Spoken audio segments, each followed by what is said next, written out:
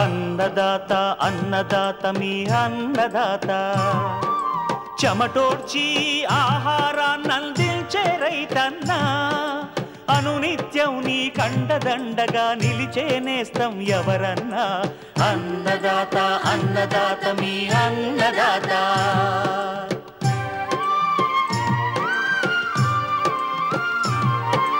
నూతన రీతుల సాగుబడికి నూరింతలు పెరిగే దిగుబడికి సూచనలిచ్చే సస్య రక్షణకు పశు పోషణకి శాస్త్ర విజ్ఞానం అందించి ముందుకు నడిపే తెలుగు రైతు భారతదేశానికి మకుటం అయ్యేలా తీర్చిదిద్దే ఆశయంతో మిమ్ము మేలు కొలిపేది అన్నదాత అన్నదాత అన్నదాత మీ అన్నదాత అన్నదాత అన్నదాత మీ అన్నదాత.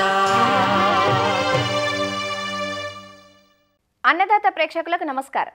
ఈనాటి ముఖ్యాంశాలు: వరి పంట అవశేషాలు భూమిలో త్వరగా కుళ్ళాలంటే ఏం చేయాలి?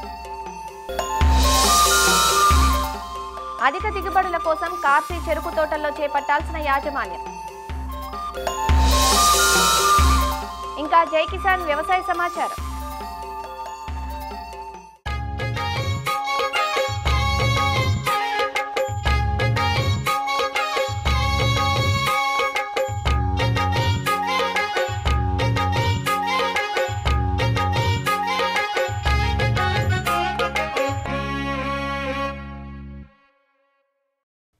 దక్షిణ భారత ధాన్యాగారాలుగా పేరున్న తెలుగు రాష్ట్రాల్లో వరి సాగు విస్తీర్ణం 1.5 ఎకరాలకు పైనే. ఇంత పెద్ద ఎత్తున సాగు చేసే వరి పంట విషయంలో కోతలు పూర్తయ్యాక అధిక శాతం రైతులు చేసే పొరపాటు ఏంటో తెలుసా?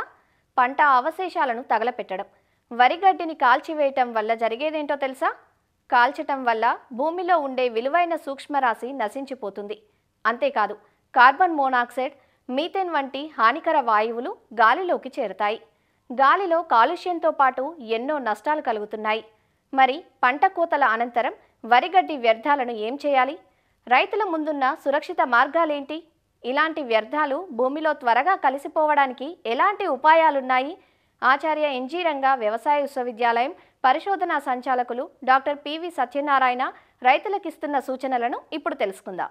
మన రాష్ట్రంలో కూడా గడ్డిని, సార్వా గడ్డిని తగలబెట్టి తర్వాత దాళ్వాకు కానీ లేదా అటు వీటికి కానీ వెళ్తున్నటువంటి పరిస్థితి ఉంది.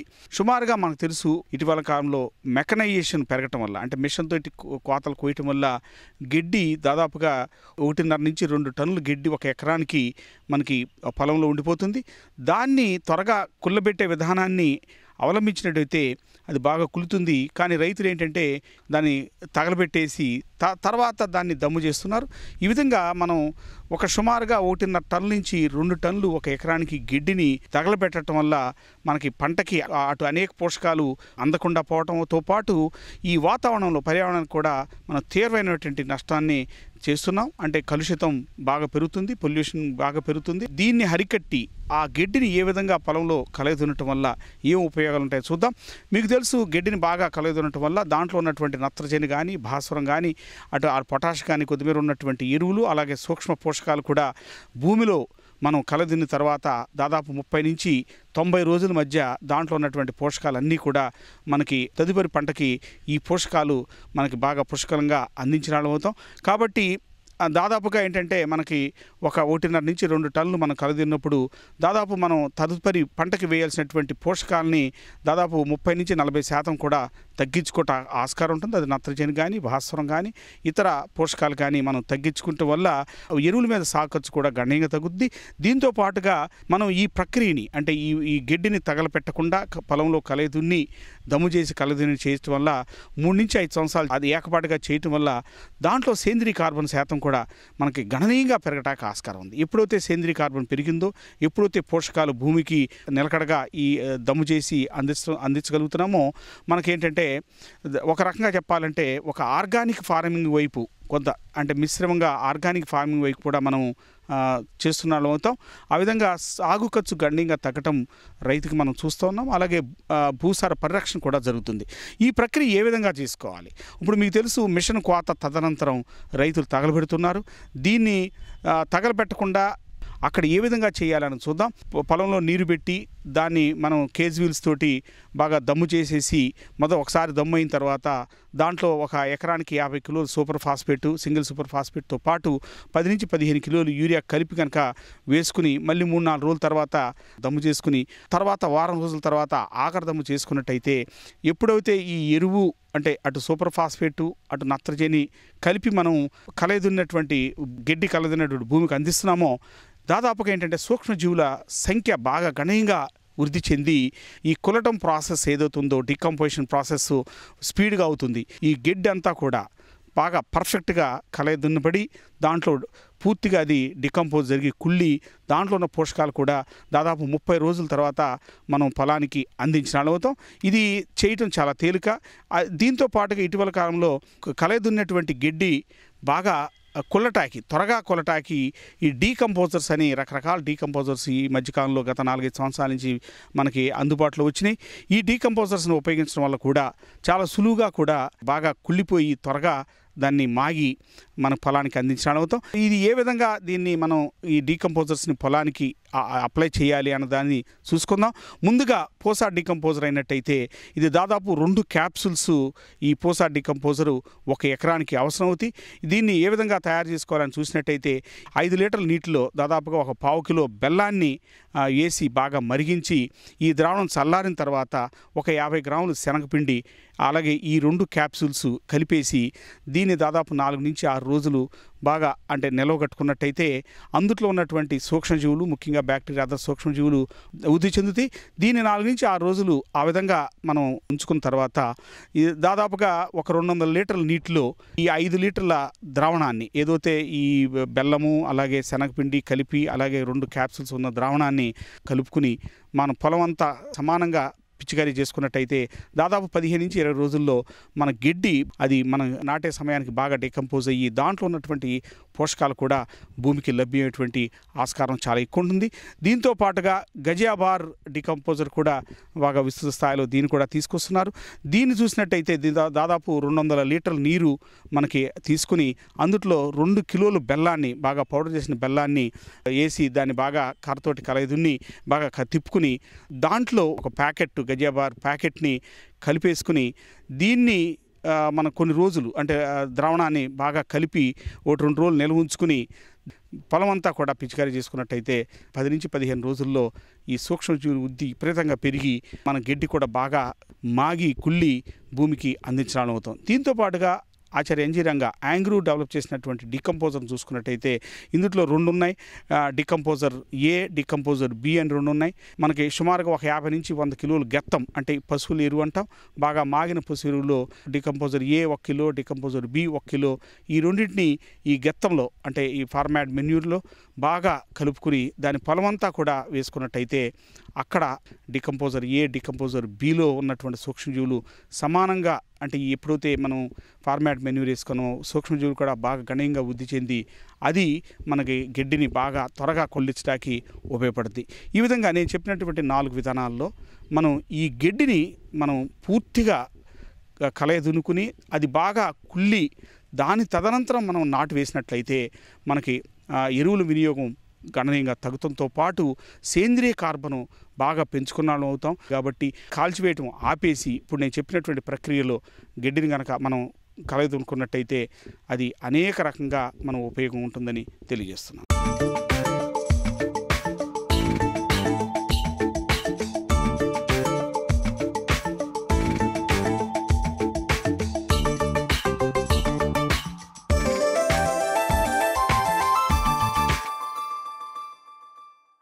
తీపిని పంచే ప్రధాన వాణిజ్య పంట చెరకు. ఉభయ తెలుగు రాష్ట్రాల్లో చెరకు తోటలు నరుకుదల దశలో ఉన్నాయి. చెరకు నరికిన తర్వాత నేలలో వదిలేసిన చెరకు నుంచి మళ్లీ పిలకలు పుట్టి చిగురిస్తాయి. వీటిని పెంచడాన్నే కార్సీ తోటలు అంటారు. సాధారణంగా రైతులు మొక్క తోటలు నరికిన తర్వాత 1-2 పంటలు కార్సీ తీసుకుంటారు. కార్సీ తోటలకు విత్తనపు ఖర్చు ఉండదు. మొక్క తోటల కన్నా కార్సీ తోటలు త్వరగా పక్వానికి రావడంతో పంటకాలం కూడా తగ్గుతుంది. ఇన్ని లాభాలున్నా దిగుబడులు చూస్తే మాత్రం మొక్క తోటలతో పోలిస్తే కార్సీ దిగుబడులు చాలా తక్కువగా ఉంటున్నాయి. దీనికి ప్రధాన కారణం కార్సీ తోటల యాజమాన్యంలో లోపాలు. చెరకు నరికినప్పటి నుంచే శాస్త్రీయ యాజమాన్య పద్ధతులు పాటించినట్లయితే మొక్క తోటలకు దీటుగా కార్సీ చెరకు నుంచి దిగుబడి పొందే అవకాశం ఉంటుందంటూ సూచిస్తున్నారు ఆచార్య ఎన్జీ రంగా వ్యవసాయ విశ్వవిద్యాలయం శ్రీకాకుళం జిల్లా నైరా వ్యవసాయ కళాశాల విస్తరణ అధ్యాపకులు డాక్టర్ డి చిన్నమనాయుడు. శ్రీకాకుళం జిల్లా ఉత్తర కోస్తా జిల్లాలో కూడా చెరుకు ఒక ప్రధానమైనటువంటి పంట. అయితే ఇందులో కొత్తగా మొక్క తోటలు వేసేవాళ్ళు వేస్తున్నారు. అదేవిధంగా ముందుగా చెరుకు తోటలు వేసిన వాళ్ళు కార్సీ తోటల యాజమాన్యం కూడా చేస్తున్నారు. అయితే ఇక్కడ మనం క్షేత్రస్థాయిలో గమనించింది ఏంటంటే మొక్క తోట కన్నాను కార్సీ తోటల దిగుబడి తక్కువగా ఉంటుందని మనం గమనించాం. దీంట్లో కారణాలు ఏంటంటే కార్సీ తోటలో ఈ ఖాళీలు ఎక్కువగా ఉండటం, ఎరువుల యాజమాన్యం సక్రమంగా చేపట్టకపోవడం లేదా కలుపు యాజమాన్యం సక్రమంగా చేపట్టకపోవడం వల్ల ఈ కార్సీ తోటల్లో దిగుబడులు తక్కువగా ఉన్నట్టు మనం గమనిస్తున్నాం. కాబట్టి రైతులు మొక్క తోటతో పాటుగా సమానమైన దిగుబడులు తీసుకోవాలంటే మరి కార్సీ తోటలో కూడా సరైనటువంటి యాజమాన్య పద్ధతులు పాటించాల్సిన అవసరం ఉంది. అందులో ప్రధానంగా ఏంటంటే ఈ కార్సీ చేసేటప్పుడు భూమట్టానికి దగ్గరగా తప్పనిసరిగా ఎంత దగ్గరగా నరకగలిగితే మోడ్లు చెక్కడం అంటారు. అంటే చెరుకు నరికిన తర్వాత పైనున్న మోడ్లని భూమట్టానికి దగ్గరగా పదునైనటువంటి కత్తితో నరకడం వల్ల మనకి పిలకలన్నీ కూడా భూమి లోపల నుంచి లేదా భూమికి దగ్గరగా ఉండే కనుపుల నుంచి వస్తాయి. కాబట్టి ఈ మోడ్లు చెక్కడం అనేది తప్పనిసరిగా మరి రైతు సోదరులు చేయాల్సినటువంటి పని. ఒకవేళ మిగిలిపోయిన భూమట్టానికి పైన ఏవైనా గడలు ఉండిపోతే గనలు ఉండిపోతే కనుక అవి భూమట్టానికి దగ్గరగా వచ్చేటట్టు మళ్ళీ చెక్కేయడం అనేది దాన్ని మోడ్లు చెక్కడం అంటారు. అదొకటి తప్పనిసరిగా చేయాలి. దీనివల్ల పిలకలు కింద నుంచి బాగా వస్తాయి, ఎక్కువ పిలకలు వస్తాయి. లేదు కూలీలతో ఈ కత్తితో నరకడం కష్టం అనుకుంటే ఇప్పుడు మనకి స్టబుల్ షేవర్స్ మిషన్ ఉంటాయి, ష్రెడ్డర్స్ అని కూడా వచ్చాయి, షుగర్ కేన్ ష్రెడ్డర్స్. ఇవేం చేస్తాయంటే మనం నరికిన చెరుకు నరికేసిన తర్వాత ఉన్నటువంటి పొలంలో కనుక ట్రాక్టర్తో నడిచేటువంటి ష్రెడ్డర్ని కనుక మనకు తిప్పితే అవి భూమట్టానికి దగ్గరగా ఉండేటువంటి ఈ కనుపులు ఏవైతే ఎత్తుంటే అవన్నింటినీ నరికేయడం జరుగుతుంది. అదేవిధంగా ఏదైతే చెరుకు ఆకు మన పొలంలో వదిలేస్తామో అది కూడా మనకి గుండ కొట్టేసి చిన్న చిన్న ముక్కలుగా చేయడానికి కూడా ఈ పరికరం ఉపయోగపడుతుంది. మోడ్లు చెక్కిన తర్వాత మనకి ఏంటంటే ఒకసారి కొన్ని రకాల్లో ఈ కొరడా తెగులని వస్తుంది. కొరడా తెగులు వచ్చి తద్వారా కూడా చాలా వరకు మొవ్వులు చనిపోవడం కానీ దిగుబడి తగ్గడం అవుతుంది. కాబట్టి మోడ్లు చెక్కిన వెంటనే ఒకసారి ఈ ప్రాపికొనజోల్ 1 మిల్లీలీటరు 1 లీటర్ని చొప్పున పిచికారీ చేసుకోవాల్సినటువంటి అవసరం ఉంటుంది. తర్వాత ఈ కార్సీ తోటల్లో మనకి చేయాల్సింది ఏంటంటే మల్చింగ్ చేయడం అంటాం. ఈ మోడ్లు చెక్కిన తర్వాత 1 ఎకరానికి 1.5 టన్ను నుంచి 1.5 టన్నుల వరకు కూడా చెరుకు ఆకుల్ని పల్చగా పొలం అంతా కూడా కప్పేయాలి. దీనివల్ల ఏంటంటే పదును ఏదైతే తేమ ఉంటుందో, నీరు పెట్టిన తేమ ఉంటుందో అది కాపాడబడుతుంది. అదేవిధంగా కలుపు సమస్య కూడా చాలా వరకు తగ్గుతుంది. అది కూడా పోషకాలు కూడా ఆవిరైపోకుండా ఉండేదానికి ఈ చెరుకు చెత్త కప్పడం అనేది చాలా వరకు ఒక ముఖ్యమైన యాజమాన్య పద్ధతిగా రైతులు పాటించాలి. దీని తర్వాత మనం ఏం చేయాలంటే ఖాళీలు పూరించడం. దీనికోసం రైతులు ఏం చేయాలంటే చెరుకు నరుకుతున్నప్పుడే అదే రకం సంబంధించిన దవ్వ తీసుకొని, అంటే చెరుకు గడతాలక 1/3 పై భాగాన్ని తీసుకొని ఒంటికన్ను ముచ్చులు తయారు చేసుకొని వాటిని మనకు నీటి సదుపాయం ఉన్న దగ్గర నారు పెట్టుకోవడం కానీ లేదా ప్రోట్రేలు కనుక అందుబాటులో ఉంటే ఆ ఒంటికన్ను ముచ్చెల్ని అందులో వేసి మనకి 35-40 రోజుల వరకు పెరగనిస్తే ఆ మొక్కలను తెచ్చి ఎక్కడైనా 50 సెంటీమీటర్లకు దాటి కనుక వరుసల్లో ఖాళీలు ఉంటే అక్కడ ఈ ముందుగానే మనం తయారు చేసుకున్నటువంటి అదే రకపు నారు మొక్కల్ని గ్యాప్ ఫిల్లింగ్ చేసుకుంటే చాలా బాగుంటుంది. దానికోసం ఏంటంటే ముందుగానే చెరుకు నరికేటప్పుడే ఆ నారు పెంచుకుంటే అదే వయసు ఉన్నటువంటి నారుతో మనం గ్యాప్ ఫిల్లింగ్ చేసుకుంటే రెండు ఒకే విధంగా పెరగడానికి ఆస్కారం ఉంటాయి. దీనివల్ల మొక్కల సాంద్రత సరిగా ఉండి మనకు దిగుబడి తగ్గకుండా ఉంటుంది. కొద్ది రోజుల కంటే 45 ఆ టైంలో 35 నుంచి 40 రోజుల్లో ఒకసారి చాలుల మధ్యలో దున్నటం చేయాలి. వరుసల మధ్యలో దున్నినప్పుడు ఈ పాత వేర్లు తెగి కొత్త వేర్లు వస్తాయి. దీన్ని అవి రావడం వల్ల కూడా నేల నుంచి పోషకాలు ఎక్కువగా తీసుకోవడానికి ఆస్కారం ఉంటుంది. అదేవిధంగా ఇలా దున్నటం వల్ల భూమి కూడా గుల్లబారి వేర్లు కూడా బాగా పెరగడానికి ఆస్కారం ఉంటుంది. తద్వారా పోషకాలు తీసుకొని మొక్కలు దృఢంగా పెరగడానికి ఆస్కారం ఉంటుంది. కాబట్టి దున్నడం కూడా చేయడం తప్పనిసరిగా చేయాలి. ఇకపోతే ఈ కార్సీ తోటలో మనకి ఎరువుల యాజమాన్య విషయానికి వచ్చినప్పుడు ప్రధాన పంట కన్నా కొంచెం అధికంగా కూడా ఎరువులు వేయాల్సిన అవసరం ఉంటుంది. దీన్ని మనం కార్సీ చేసిన వెంటనే ఒక దఫా, మళ్ళీ 45 రోజులకి ఒక దఫా మనకి ఈ ఎరువుల యాజమాన్యం కూడా సమగ్రంగా చేసుకోవాలి. మనం ఏంటంటే యూరియా 100 కిలోలంటే 2 బస్తాలు, సింగిల్ సూపర్ ఫాస్ఫేట్ 250 కిలోల వరకు కూడా అవసరం ఉంటుంది. అదేవిధంగా మ్యూరేట్ ఆఫ్ పొటాష్ అయితే కనుక 80 కేజీల వరకు ఎకరానికి కార్స్ తోటకి వేయాలి. తదుపరి మరలా 45 రోజులకి ఒక్క యూరియా ఎకరానికి 100 కేజీల వరకు వేసుకుంటే సరిపోతుంది. ఎక్కడైనా ఈ పొటాష్ లోప లక్షణాలు కనిపిస్తే కనుక మరలా ఒక రెండో దఫా వేసినప్పుడు ఒక 20 నుంచి 25 కిలోల ఈ మ్యూరేట్ ఆఫ్ పొటాష్ వేసుకుంటే మనకి ఎరువుల యాజమాన్యం సక్రమంగా జరుగుతుంది. అదేవిధంగా ఈ కార్స్ తోటల్లో ఈ కలుపు యాజమాన్యం కూడా దృష్టి పెట్టాలి. ఈ కార్స్ చేసినటువంటి వెంటనే కాకుండా మొక్క మొలిచిన తర్వాత కొద్దిగా మొలకొచ్చిన తర్వాత గడ్డి జాతులు కానీ కూర జాతులు ఉంటే ఈ మెట్రిబీజన్ అనేటువంటి మందును ఎకరానికి 400 గ్రాములు, దాంతోపాటుగా ఈ 2,4-D సోడియం సాల్ట్ కూడా 400 గ్రాములు 200 లీటర్ల నీటిలో కలిపి కనుక మీరు పిచికారీ చేస్తే ఒకవైపు గడ్డి జాతులు కూర జాతులు కూడా చాలా వరకు నివారించబడతాయి. 45 నుంచి 75 రోజుల మధ్యలో కనుక ఎప్పుడైనా తీగ జాతి కలుపు కనిపిస్తే ఆల్ మిక్స్ 8 గ్రాములు 200 లీటర్ నీటికి కలిపి మనం పిచికారీ చేస్తే కలుపు సమస్య చాలా వరకు తగ్గిపోతుంది. ఇక సస్యరక్షణలో భాగంగా మనకి పీక పురుగు ఎక్కువ వచ్చేటువంటి అవకాశం ఉంటుంది. అంటే మధ్యలో ఉన్న మువ్వు ఎండిపోవటం, మనం పీకితే సులువుగా వచ్చేయడం జరుగుతుంది. దానికోసం ముందుగానే ఒకవేళ వేయగలిగితే కార్బోఫ్యూరాన్ అయితే 10 కేజీలు, ఫెటారా గుళికలు అయితే కనుక ఎకరానికి 4 కిలోలు మొక్క మొదళ్ళకు దగ్గరగా వేసి గొప్పు తవ్వితే మనకు చాలా వరకు పీక పురుగు తగ్గిపోతుంది. ట్రైకోగ్రామా కిలోనిస్ కార్డులు దొరుకుతాయి. మనకు ఆ కార్డులను తీసుకొచ్చేసి పొలంలో ఒక 8 ప్రాంతాల్లో కనుక 20,000 గుడ్ల సముదాయం అంటే చిన్న చిన్న ముక్కలుగా దొరుకుతాయి మనకి. అవి కనుక పెట్టుకుంటే మనకి పీక పురుగు నివారణ కూడా జరుగుతుంది. అదేవిధంగా ఏదైనా సూక్ష్మ పోషకాలు కనుక ఐరన్ డెఫిషియన్సీ, ఆకులు తెల్లగా అయిపోవడం కానీ లేదా జింక్ లోప లక్షణాలు ఉంటే మనం అది పొలంలో గమనించుకొని జింక్ సల్ఫేట్ అయితే 2 గ్రాములు 1 లీటర్ నీటి చొప్పున కలిపి పిచికారీ చేయడం. అదే ఇనుము ధాతు లోపం అయితే 10 గ్రాములు అన్నబేది లాంటి మందుల్ని 1 లీటర్ నీటికి కలిపి పిచికారీ చేసుకుంటే మనకి సూక్ష్మ పోషకాల తాలూకు లోపాలు కూడా సవరించబడతాయి. ఈ విధంగా సూక్ష్మధాతు పోషకాలు అదేవిధంగా ఎరువుల యాజమాన్యం సక్రమంగా చేస్తే మనం కారిస్ తోటల నుంచి కూడా మంచి ఆరోగ్యకరమైన పంట, ఆరోగ్యకరమైన దిగుబడి వచ్చి నికరాదాయం పెరగడానికి కూడా మనకి అవకాశం ఉంటుంది. కాబట్టి రైతు సోదరులు ఈ కార్సి తోటలు యాజమాన్యం మీద కూడా దృష్టి పెట్టాల్సిందిగా రైతు సోదరుల్ని కోరుతున్నాను.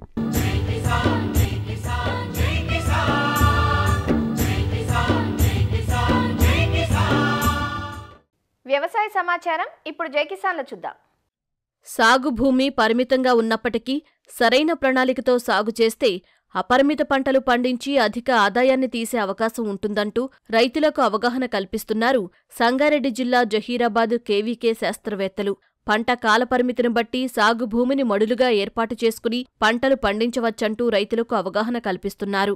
స్టాగర్డ్ విధానంగా కల్పతరువు మోడలుగా రైతులకు పరిచయం చేసి పంటల సాగుపై అవగాహన కల్పిస్తున్నారు. ప్రస్తుతం కేవీకేలో 1/4 ఎకరం స్థలంలో 15 రకాలకు పైగా పంటలు పండిస్తున్నారు.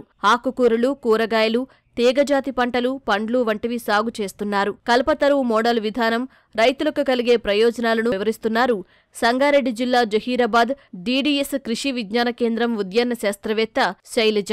కల్పతరువు మోడల్, దీన్ని మనం ఇంగ్లీష్లో స్టాగర్డ్ వెజిటేబుల్ కల్టివేషన్ అని మనం పరిగణిస్తాము. దీని యొక్క ముఖ్య ఉద్దేశం ఏంటి అంటే రైతులు 1 ఎకరంలో ఒకే పంట కాకుండా వివిధ రకాల పంటలను కూడా పండించడం ద్వారా ఎక్కువ ఆదాయం అనేది పొందడం జరుగుతుంది.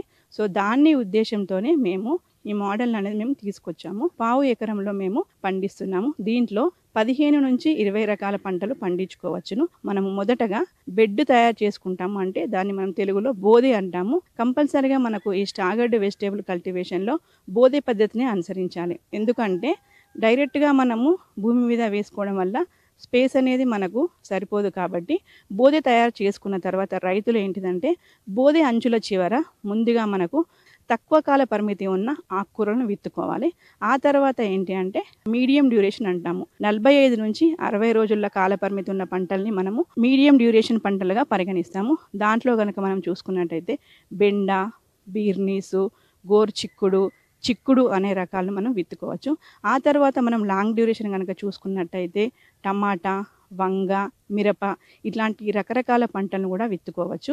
ఆ తర్వాత మనం తీగజాతి కూరగాయలు కనుక చూసుకున్నట్టయితే బీర, సోర, తీగజాతి చిక్కుడు కూడా ఇట్లాంటివి చాలా రకాలుగా పంటలు కూడా మనము పెట్టుకోవచ్చు. ఒక్కొక్క బెడ్ మీద కూడా ఒకే రకమైన ఆకుకూరలు కాకుండా చాలా రకాల ఆకుకూరలు కూడా వేసుకోవచ్చు. ఒక బెడ్లో మనం 2 బెడ్లలో మనం కొత్తిమీర, ఇంకొక బెడ్లలో మనం ఏంటిదనంటే మెంతి కూర, ఇంకొక బెడ్లో పాలకూర, ఇట్లా రకరకాలుగా మనము 6 రకాల ఆకుకూరలు మనము షార్ట్ డ్యూరేషన్ పరిమితిని మనం విత్తుకున్నాము. ఈ విధానంలో మనకి ఏంటంటే రైతులు ఎక్కువ కాలం వేచి చూడకుండా మనకు 20 నుంచి 25 రోజుల్లోనే రైతులు ఆదాయం పొందవచ్చు. ఎందుకంటే మనకి కొత్తిమీర అనేది, మేతి అనేది మనకి ఏంటంటే 20 నుంచి 25 రోజుల్లోనే రైతులు మార్కెట్కు తరలించుకోవచ్చు. ఒకవేళ మనం కొత్తిమీర తీసుకున్నట్టయితే అన్నీ కూడా ఒకేసారి చల్లకుండా వారం రోజుల వ్యవధి కనుక ఇచ్చుకున్నట్టయితే ముందుగా వేసుకున్న బెడ్ల నుంచి మనం ముందుగా తరలిస్తాము. ఆ తర్వాత ఏంటంటే మనం తర్వాత వేసుకున్న బెడ్లని తర్వాత అంటే అన్నీ ఒకేసారి కూడా కోతకు రాకుండా ఉండడం వల్ల దీని యొక్క ముఖ్య ఉద్దేశం అన్నది. దీన్ని మనం స్టాగర్డ్గా పరిగణిస్తామన్నమాట. మనము మీడియం డ్యూరేషన్ అంటున్నాం. ఈ మీడియం డ్యూరేషన్ అని ఏంటంటే మనకు 20 నుంచి 25 రోజుల వ్యవధిలో మనకు ఆకుకూరల కోత మనం హార్వెస్టింగ్ చేసి అట్లనే మార్కెట్కి తరలించిన తర్వాత వెంటనే మనకి ఈ కోత అనేది అయిపోతుంది. అట్లానే మనం పంట కూడా తీసేసుకొని మళ్ళీ చల్లుకోవచ్చు. ఆ తర్వాత మనకి ఈ మీడియం డ్యూరేషన్ పంటలు అనేటువంటి బెండ అనేది రెడీగా ఉంటుంది. అట్లానే ఫ్రెంచ్ బీన్ అనేది రెడీగా ఉంటుంది. మనకేంటంటే ఈ చిక్కుడు, ఈ బీర, బెండ అనేది కోసుకున్న తర్వాత వెంటనే మళ్ళీ మనకి ఏంటిది అని అంటే లాంగ్ డ్యూరేషన్ అని మనం చెప్పుకున్నాం కదా. మిరప, మళ్ళీ ఒకటి తీగజాతి కూరగాయలైనటువంటి సోర, ఇలాంటివన్నీ కూడా ఏంటంటే తర్వాత మనకు హార్వెస్టింగ్ అనేవి వస్తాయి. కాబట్టి రైతులు కూడా మనకి ఈ షార్ట్ డ్యూరేషన్కి మీడియం డ్యూరేషన్కి మధ్యలో కూడా ఈ ఆకుకూరలు తీసుకున్న తర్వాత మళ్ళీ కూడా మనం ఆకుకూరలు మళ్ళీ మనం విత్తనాలు చేసుకున్నట్టయితే ఇంకా ఎక్కువ ఆదాయం, అంటే ఈ మీడియం డ్యూరేషన్తో పాటు మళ్ళీ మనం రైతులు తీసుకెళ్తే ఇంకా అదనపు ఆదాయం పొందే ఛాన్సెస్ ఉంటుంది. ఎందుకంటే రైతులు ఇక్కడ మనకు ఎఫెక్టివ్ స్పేస్ యూటిలైజేషన్ అనే పద్ధతి అంటాం. అంటే భూమిలో ఉన్న మనం ప్రతి ఒక్క స్పేస్ను కూడా చిన్న సెంటీమీటర్ కూడా వదలకుండా మనం విత్తుకున్నట్టయితే రైతులు మనకు అధిక ఆదాయం పొందుతున్నారు. మెయిన్గా మనం ఏంటిదంటే మనం టమాటా రేట్ చూసుకున్నట్టు ఒక రోజు ఉంటుంది, ఒక రోజు ఉండదు. అట్లానే బెండా కూడా అంతే అనమాట. అట్లానే రైతులు కనీసం తను మార్కెట్కి వెళ్ళేటప్పుడు ఒక 6 నుంచి 8 రకాలు తీసుకున్నట్టయితే అధిక ఆదాయం పొందే పద్ధతి మనం స్టాగర్డ్గా పరిగణిస్తున్నాము. దీంట్లో కనుక మనం బౌండరీస్లో కూడా కూరగాయలు కాకుండా మనం పొప్పడి వేసుకోవచ్చు. అట్లానే మనం ఇంకేంటంటే మునగ, డ్రమ్ స్టిక్ అంటాము. మనకు మునగాకి ఎప్పుడంటే మనము ప్రతి సంవత్సరంలో రోజు కూడా మనకు తరిగిపోని ఆదాయం మనం తీసుకొచ్చిందంటే మునగ పంటగా పరిగణిస్తాము. ఈ మునగ కూడా మనం బౌండరీస్లో విత్తుకున్నట్టయితే మనకు 6 నుంచి మనకు 8 నెలల్లో మనకి ఏంటంటే మునగ నుంచి కూడా ఆదాయం స్టార్ట్ అవుతుంది. కాబట్టి రైతులు ఇవన్నీ అయిపోయిన తర్వాత కూడా లాంగ్ డ్యూరేషన్ క్రాప్ అయిపోయిన అనంతరం వెంటనే మనం కూడా ఇది తీసుకోవచ్చు. డ్రాగన్ ఫ్రూట్ కూడా ఈ సీతాఫలం వేసుకోవచ్చు. అట్లానే 2-3 రకాల జామలు వేసుకోవచ్చు. అట్లాగే మనం ఇక్కడ చూసుకున్నట్టయితే ఫ్రేమ్స్ అనేవి మనకు కనిపిస్తున్నాయి. ఏ ఫ్రేమ్స్ అంటారు. ఏంటి అంటే అది మనకు చూడడానికి ఏ ఆకారంలో కనిపిస్తుంది కాబట్టి దాన్ని మనం ఏ ఫ్రేమ్స్ అంటాము. ఈ ఏ ఫ్రేమ్స్ అంటే ఏంటిదంటే మనము ఇనుముతో తయారు చేసి పెట్టుకున్నామంట. చాలామంది ఏంటంటే మనకు పంటకు ఊతం ఇవ్వడం కోసము కర్రలతో, వెదురు బొంగులతో చేస్తూ ఉంటారు. కాకపోతే ఇది ఏంటంటే కర్రలు ఒకసారి ఫిక్స్ చేసిన తర్వాత కూడా మనకు కింద చెదలు వచ్చే అవకాశం ఉంటుంది. మళ్ళీ కర్రను కట్ చేసి మళ్ళీ వేరే పంటకు వేసుకోవడం ద్వారా ఏంటంటే కర్ర అనేది చిన్నగా అయిపోతుంది. అదే మనము ఒకటేసారి మనము డబ్బులను వెచ్చించి ఇలాంటి ఏ ఫ్రేమ్స్ తయారు చేసుకోవడం వల్ల కూడా ఏంటిదని అంటే మనకు ఎక్కువగా మనకు కాల పరిమితి అనేది ఉంటుంది. మూవబుల్ మనము అన్నమాట ఈ ఏ ఫ్రేమ్స్ అనేది. అంటే ఈ తోటలో మనకి ఇక్కడ పంట అయిపోయిన తర్వాత వేరే తోటలో కూడా అంటే వేరే పొలంలో కూడా మనం వాటిని మోసుకెళ్ళి కూడా ఆ ఏ ఫ్రేమ్స్ని ఎక్కడైతే మనకు తీగజాతి కూరగాయలు అవైలబుల్గా ఉన్నాయో అక్కడ కూడా వేసుకోవచ్చు అన్నమాట. దాని ఏంటిదనంటే మళ్ళీ దానికి చుట్టూ మనం వైర్లు కట్టడం వల్ల కూడా ఏంటంటే ఈ మనకు తీగజాతి కూరగాయలు అంటే బీర, సోర, కాకర, గుమ్మడి మనం పాకించుకోవడం ద్వారా మనకు రిలీజింగ్ విధానం ద్వారా వెళ్ళడం వల్ల అవి మనకు గాలికి వెలుతురు మంచిగా చొచ్చుకుపోయి మనకు కాయ పరిమాణం కూడా బాగుంటుంది. అట్లానే మనకి ఏంటంటే మనకు పురుగులు కూడా ఎక్కువగా రావన్నమాట.